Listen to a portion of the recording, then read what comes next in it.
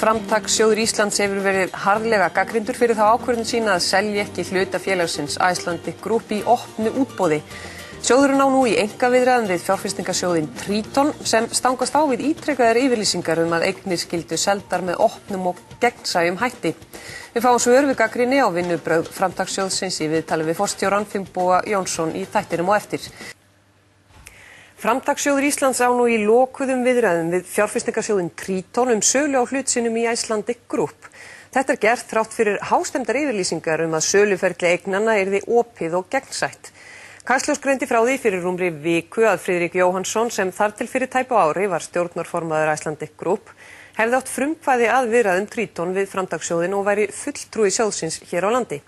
En áður höfðu forsvarsmenn Framtakssjóðsins neitað því að Finnbogi Baldvinsson, forstjóri Icelandic, stæði að kaupunum. Friðrik og Finnbogi voru báðir við stjórnvölinn á Icelandic Group þegar félagið var komið að gjaldþroti, en vegna þess þurfti að afskrifa skuldir Finnboga við Landsbankann auk þess sem persónulegum ábyrgðum var létt af honum. Helgi Seljan ræddi við Finnboga Jónsson, forstjóra Framtakssjóðsins í gær.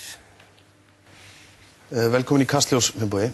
Við skulum bara byrja á byrjuninni. Þið hafi verið harðlega gagnrýndir fyrir þessar viðræður ykkar við þennan sjóð Triton söluna á þessum hluta í Icelandic Group. Byrjaði bara að útskýra fyrir mér svona út frá þessari gagnrýni sem þú hefur auðvitað heyrt. Hvers vegna er ákveðið að fara þessa leið? Við gáum það nú út strax þarna í september eða tilkynnt þegar í kjölfar þess að við keyptum að við myndum leita að samstarfsaðila. Við vorum búin að vera í viðræðum við 3 aðila og svo kom Triton með tilboð sem okkur fannst bara ábyrgðarleysi að skoða ekki. Félagið var ekkert hæft í söluferli en það var það svo sem ekkert til sölu í heilu lagi.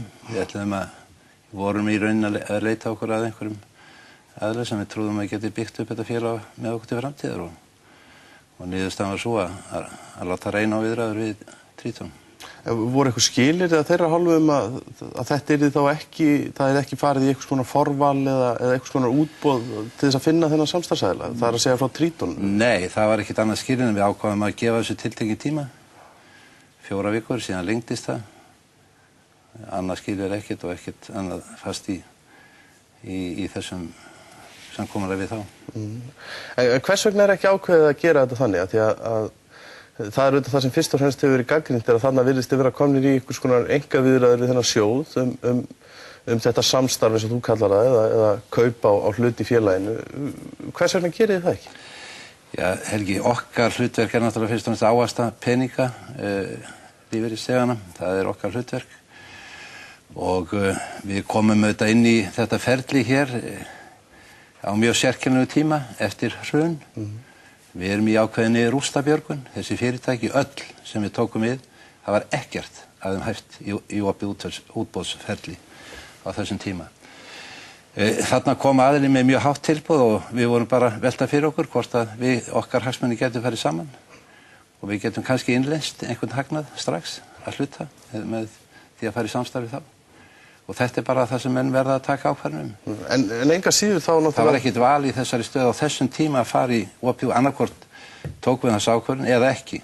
Það var ekki spurning. Við höfum aldrei farið í útboð, eitthvað opið útboðsferli með Icelandic og það er ekki ennþá tilbúið það. En sko, þið verið samt vera tilbúinir í þetta og þú talar að þið eigið að ávaxta pund sjóðsfélagana og það er að vissu leyti alveg rétt, en þið hefur líka fengið tilmæli það að þegar að þessar eignir eru seldar, hvort sem það er í heilulagi eða ekki, að þá eigi það að vera í opnu og gegnsæju ferli. Já, það er okkar almenn regla og þannig verður það.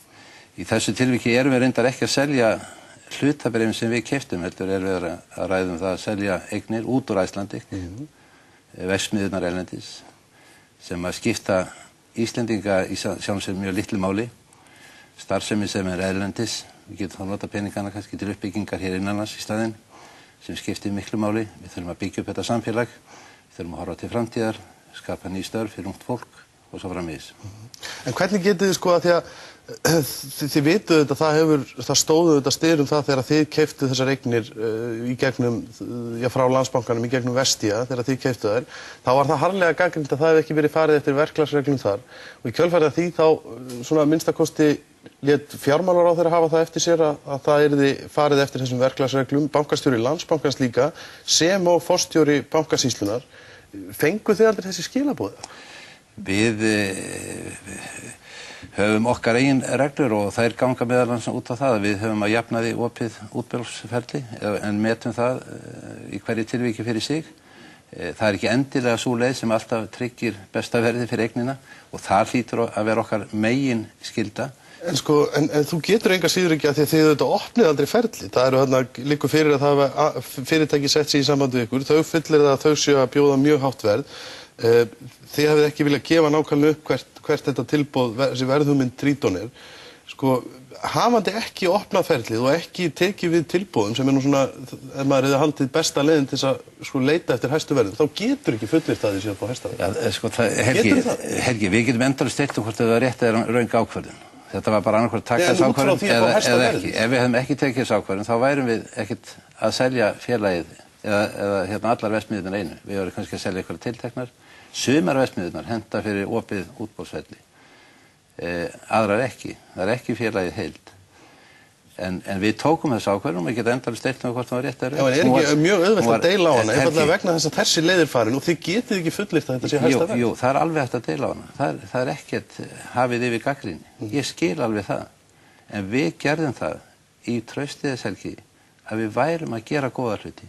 Það er ekkert annað sem vakir fyrir okkur en að skila áherslum til lífeyrissjóða. En verður þið ekki líka athuga það að þið eruð að starfa í umboði sjóðsfélaga í lífeyrissjóðunum sem nú fólk sem hefur, ég leyfi mig bara fullir að mista mörguleiti trúna á hinu íslenska viðskiptalífi og einfallega vegna þess að það hefur ekki verið þetta opna og gegnsæja ferli hefur ekki birst mönnum, allra síst fyrir hrun og hvað þá núna eftir hrun, þurfið ekki líka að horfa í það að ykkar ákvarðanir séu hafðar yfir gagnrýni, því þú viðurkennir sjálfur að það sé mögulegt að gagnrýna. Það er akkurat það sem við horfum á, Helgi. Við vorum gagnrýndir fyrir að kaupa Icelandic á allt og háu verði af bankana.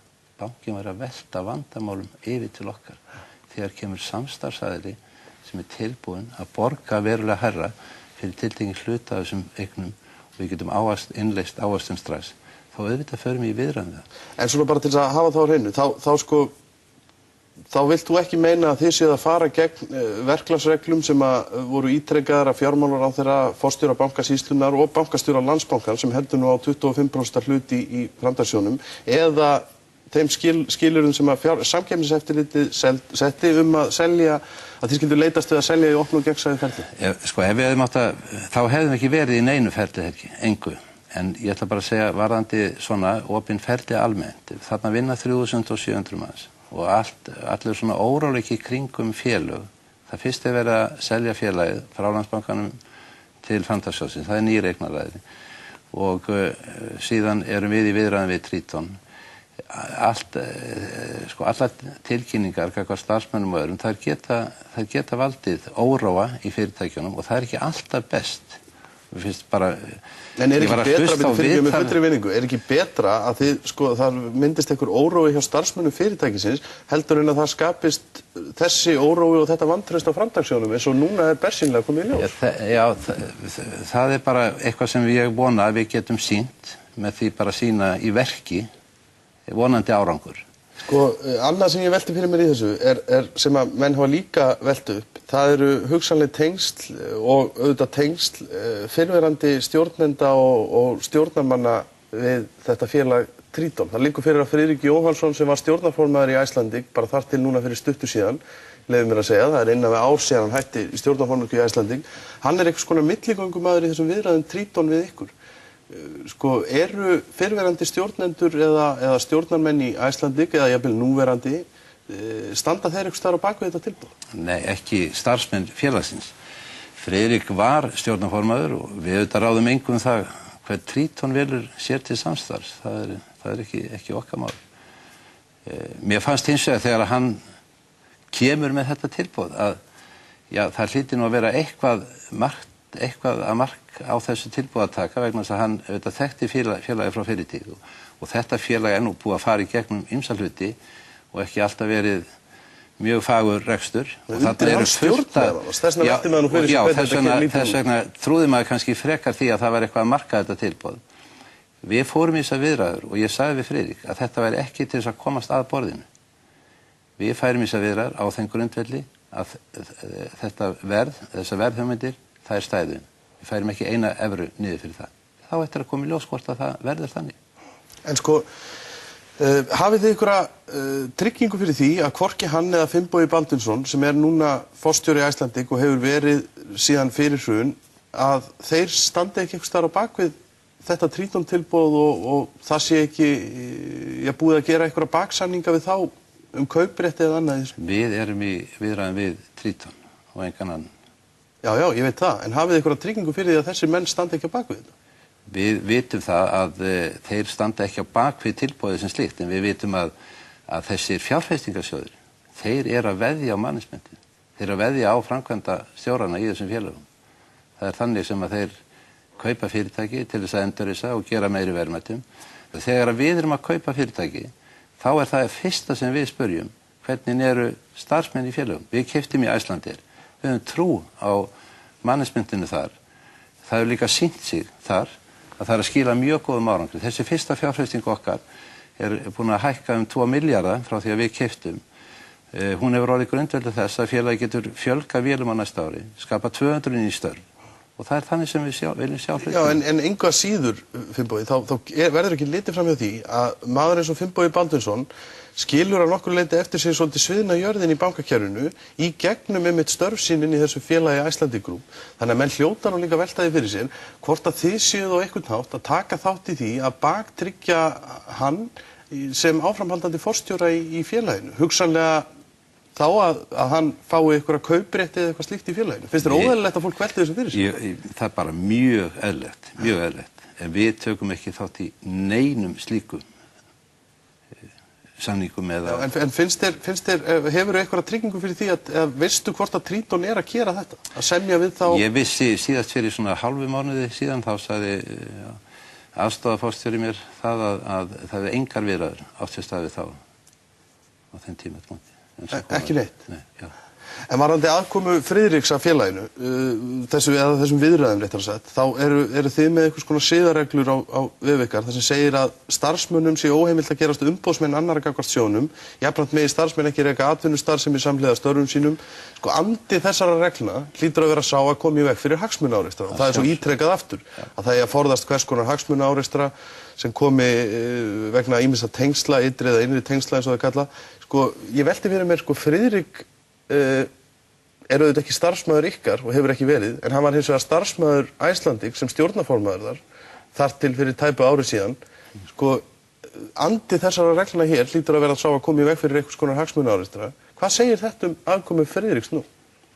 Eins og ég sagði áðan að við stjórniði náttúrulega ekki hverja Triton velur sig sem ráðgjá á Íslandi. Þið ráðið líka til tali. Friðrik hefur verið milliliður fyrir þá. Við hefum ekki hins vegar verið neinum beinum viðræðum þannig. Kom hann ekki með tilboði til ykkar? Hann kom með tilboði til okkar og hann greinilega að vinna fyrir þá.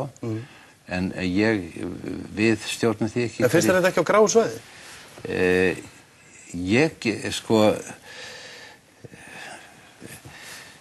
Ég sé í sjálfum sér ekkert grátt við það þó að fyrirverandi stjórnarformaður tengist einhverju fyrirtæki sem áhuga á Icelandic. Það bara sýnir fyrst og fremst að hann hefur trú á fyrirtækinu.